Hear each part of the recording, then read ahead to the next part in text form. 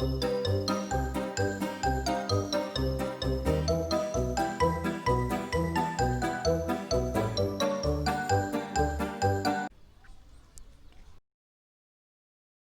का golden education point पर गत कक्षा में हमने अर्थालंकारों का अध्ययन प्रारंभ कर रखा था, उनसे परिचित हो रहे थे। हमने रूपक और उपमा अलंकार को विस्तृत रूप में उदाहरण परिभाषा सहित समझा और उसी क्रम में इस कक्षा में, इस सभा में हम उत्प्रेक्षा, उदाहरण व विरोधाभास अलंकारों को समझने का प्रयास करेंगे।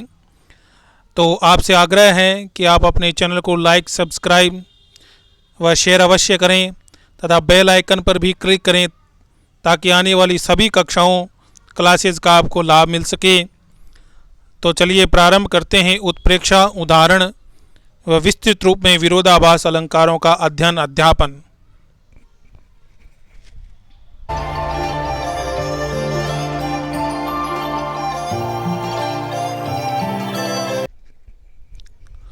आज का हमारा विषय है अर्थालंकारों की श्रेणी में एक और अलंकार, उत्प्रेक्षा अलंकार। उत्प्रेक्षा अलंकार को समझने से पहले हमने गत कक्षा में जो उपमेय व उपमान पढ़े थे उनके विषय में एक बार जान लेना जरूरी है। उपमेय से अभिप्राय है जिसकी विशेषता बताई जाती है और उपमान से अभिप्राय है जिससे विशेषता बताई जाए।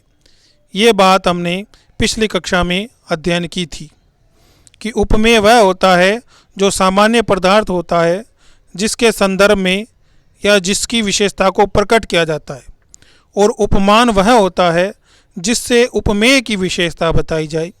ये हमने जाना था। तो उत्प्रेक्षा अलंकार पर आते हैं। उत्प्रेक्षा अलंकार में जो मुख्य बात है वह यह है कि यहाँ उपमेय में उपमान की संभावना व्यक्त की जाती है। यानी यूँ कहें कि उपमेय को उपमान मान लिया जाता है, या यूँ कहें उपमेय में उपमान की शंका व्यक्त की जाती है। ऐसा कहा जाता है कि उपमेय की जो वास्तविकता है, वास्तव में वह उपमेय वह नहीं है, अपितु उसमें कल्पना होती है और कहा जाता है कि मानो स्थिति इस प्रकार से है। तो उपमेय में उपमान की कल्पना या संभावना जहाँ व्यक्त की जाए वह उत्प्रेक्षा अलंकार होता है। यद्यपि उपमेय और उपमान दोनों अलग अलग होते हैं, भिन्न होते हैं, फिर भी उसमें कहीं ना कहीं दोनों में समान रूप से कोई न कोई विशेषता मौजूद होती है। इस कारण उस विशेषता के आधार पर उपमेय में उपमान की कल्पना की जाती है। संभावना को व्यक्त करने के लिए कुछ शब्दों का प्रयोग किया जाता है जो आपकी मोबाइल स्क्रीन पर दिए गए हैं, जैसे मानो, मनु, मनहूँ, जनहूँ, जानो, ज्यों, मनो, यथा और जनू। ये सब उत्प्रेक्षावाचक शब्द हैं। कहने का अभिप्राय इन शब्दों के द्वारा जो संभावना व्यक्त की जाती है उपमेय में उपमान की, वह उत्प्रेक्षा अलंकारों में इन शब्दों के द्वारा होती है। ये एक प्रकार से उत्प्रेक्षावाचक शब्द हैं। ये जिस भी उदाहरण में, जिस भी काव्य पंक्ति में आपको देखने को मिले तो सारगर्भित रूप में कहने की बात यह है कि वहाँ उत्प्रेक्षा अलंकार होता है। इन सभी बातों को हम एक उदाहरण के माध्यम से समझने का प्रयास करते हैं। देखिए उदाहरण है, सोहत ओढ़े पीत पट श्याम सलोने गात, मनहु नीलमणि शैल पर आतप परियो प्रभात। पहले हम इसका भावार्थ समझते हैं, फिर हम इसमें उत्प्रेक्षा अलंकार किस प्रकार से है उसको समझेंगे। लिखा है, सोहत ओढ़े पीतपट। पीतपट का अभिप्राय है पीला वस्त्र, पीला परिधान। ओढ़े यानी कि पहनकर, धारण करके। सोहत यानी सो रहे हैं। कौन? श्याम अर्थात भगवान श्री कृष्ण। और सलोने गात से अभिप्राय है, गात से अभिप्राय है शरीर, यानी कि सुंदर शरीर पर भगवान श्री कृष्ण पीला वस्त्र धारण करके शयन कर रहे हैं। ये सभी बातें जो हैं, इन सभी बातों में कल्पना किस प्रकार से की गई है वह समझिए। लिखा है, मनहु नीलमणि शैल पर। मानो उस समय शयन करते हुए भगवान इस प्रकार लग रहे हैं जैसे कि नीलमणि शैल से अभिप्राय पर्वत से, कि नीलमणि पर्वत पर प्रभात यानी प्रातः काल की किरणें आकर गिर रही है। आतप परियो यानी कि गिर रही है, यानी कि नीलमणि पर्वत पर जिस प्रकार प्रातःकालीन किरणों की आभा होती है, उसी प्रकार इस समय पीला वस्त्र धारण किए भगवान जब सो रहे हैं तो वही आभा उनके श्यामल शरीर में प्रकट हो रही है। इन काव्य पंक्तियों में जो श्री कृष्ण का सुंदर श्याम शरीर है, यह है उपमेय, और उसमें कल्पना की गई है नीलमणि पर्वत की। यानी कि ऐसा कहा गया है कि श्री कृष्ण का सुंदर शरीर नहीं है, अपितु वह नीलमणि पर्वत है। तो इस प्रकार उपमेय में उपमान की संभावना, और उनके शरीर पर शोभायमान जो पीला वस्त्र है, उसमें कल्पना किसकी की गई, संभावना किसकी व्यक्त की गई, प्रातःकालीन धूप की यानी किरणों की। तो यहाँ आप देख रहे हैं कि श्री कृष्ण का सुंदर श्याम जो शरीर है वह है उपमेय और नीलमणि पर्वत है उपमान। इसी प्रकार उन्होंने जो पीला वस्त्र धारण कर रखा है वह है उपमेय, और प्रभातकालीन किरणें हैं उपमान, और संभावना मनहु इस शब्द के द्वारा प्रकट की गई। अतः इस काव्य पंक्ति में उत्प्रेक्षा अलंकार है। इसी प्रकार एक और अगला उदाहरण है उत्प्रेक्षा अलंकार का। इसकी सहायता से भी हम समझेंगे कि उत्प्रेक्षा अलंकार क्या होता है। जैसे लता भवन ते प्रकट भे, ते ही अवसर दौ बाई, निकसे जनु जुग विमल विधु, जलद पटल बिलगाई। इस उदाहरण का भावार्थ समझने से पहले आप सीधा दृष्टि डालिए जनु शब्द पर। यह शब्द उत्प्रेक्षावाचक शब्द है, अर्थात इस काव्य पंक्ति में उत्प्रेक्षा अलंकार है। इसका भावार्थ यह है कि लता भवनते यानी लताओं का भवन है, उससे प्रकट हो रहे हैं दो भाई। दो भाई का अभिप्राय राम और लक्ष्मण, यानी राम और लक्ष्मण जिस अवसर पर लता रूपी भवन से प्रकट होते हैं, उस समय मानो ऐसा लगता है, जानो ऐसा लगता है जैसे जुग विमल विधु, विधु का अभिप्राय चंद्रमा से और जुग का अभिप्राय जुड़वा, ऐसा लगता है जैसे दो जुड़वा चंद्रमा जलद पटल अर्थात आकाश के पटल से बिलगाई माने उदित हो रहे हैं। तो यहाँ सामान्य सी बात है, राम और लक्ष्मण का लता रूपी भवन से प्रकट होना। इस संपूर्ण उपमेय में संभावना और कल्पना कैसे की गई कि जैसे दो जुड़वा चंद्रमा निकलकर बादल के पटल से उदित हो रहे हैं। तो आप देख रहे हैं कि लता रूपी जो भवन है उसमें संभावना व्यक्त की गई है जलद पटल की, कि लता रूपी भवन नहीं है, अभी तो क्या है, बादल का पटल है। और दो भाई, ये जो उपमेय है, इसमें उपमान क्या हुआ, किसकी कल्पना हुई, जुगल विधु की, यानी दो जुड़वा चंद्रमाओं की। इस प्रकार कहने का अभिप्राय है लता रूपी भवन उपमेय में जलद पटल उपमान की, दो भाई इस उपमेय में दो जुड़वा चंद्रमा जुगल विधु, इसकी कल्पना की गई, संभावना व्यक्त की गई। अतः यहाँ उत्प्रेक्षा अलंकार इन काव्य पंक्तियों में नजर आता है।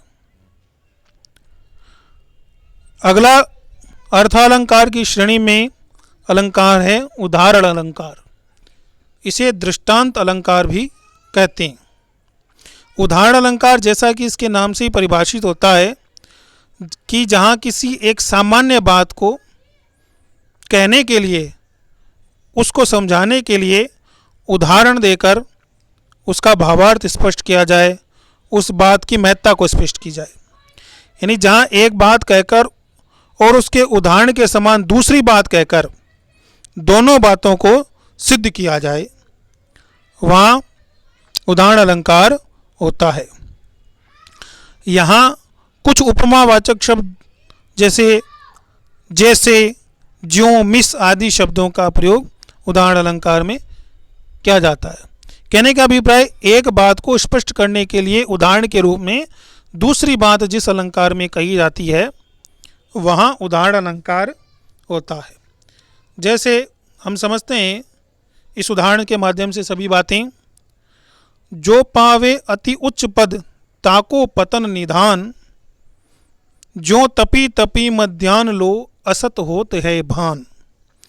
पहले इसका भावार्थ समझ लेते हैं कि जो पावे अति उच्च पद, कहने का अभिप्राय कि जो सामान्य मानवी है, सामान्य व्यक्ति है, पावे अति उच्च पद यानी कि संसार में वह श्रेष्ठ सम्मान उच्च पद को प्राप्त कर लेता है। ताको पतन निदान, उसका पतन भी क्या है, निश्चित है। यानी कि जो जिस श्रेष्ठता को प्राप्त कर रहा है उसका पतन भी, उसका विनाश निश्चित है। इस बात को सिद्ध करने के लिए एक अन्य उदाहरण दिया जा रहा है, जो तपी तपी मध्यान लो।